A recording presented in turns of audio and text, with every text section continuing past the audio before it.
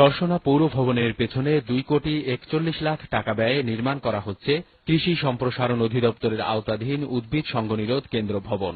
সম্প্রতি এর নির্মাণ কাজে প্রয়োজনীয় রডের পরিবর্তে বাঁশের চটা বা কঞ্চি ব্যবহারের অভিযোগ ওঠে। একই সঙ্গে নিম্নমানের ইট, বালু ও সিমেন্ট ব্যবহারেরও অভিযোগ পাওয়া যায়। এ ঘটনায় এলাকাবাসীর প্রতিরোধের মুখে পড়ে ঠিকাদারি প্রতিষ্ঠান কর্মকর্তারা।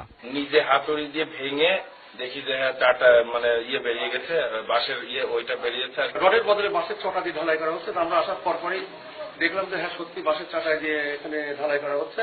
এইখানে ত্রুটি স্যার ফিজিক্যালি এটাই ছাড়া আর আমার কনফিডেন্স এবং যদি কোনো প্রবলেম কারোর দ্বিধাবোধ হয় বা সংকোচবোধ হয় আমি সেখানে চ্যালেঞ্জ করতে পারি। চিপসি দিয়ে কিন্তু ছোট একদম ছোট, যেটাকে সুরকি বলে, ওইটা হয়ে গেছে, ওইটার পরিমাণটা বেশি হয়ে গেছে। খবর পেয়ে বৃহস্পতিবার সকালে উপজেলার নির্বাহী কর্মকর্তা ও জেলা কৃষি কর্মকর্তা ঘটনাস্থল পরিদর্শন করেন। এ সময় ঘটনার সত্যতা নিশ্চিত করে দোষীদের বিরুদ্ধে ব্যবস্থা নেওয়ার কথা জানান তারা। যে ঘটনাটি ঘটেছে আসলে সত্য। এখানে ওই যে লুপের যে রডের পরিবর্তে যে বাঁশের কুঞ্চি ব্যবহৃত হয়েছে, তাদেরকে অবহেলা এটা হয়েছে। এটার যথাযথ তদন্ত হওয়া উচিত এক্সপার্টিস দিয়ে এবং এর তার শাস্তিও হওয়া দরকার, যাতে ভবিষ্যতে এই ধরনের কোনো কাজ না করে।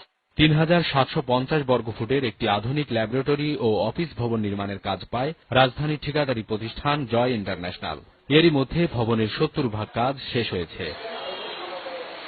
সময় সংবাদ, চুয়াডাঙ্গা।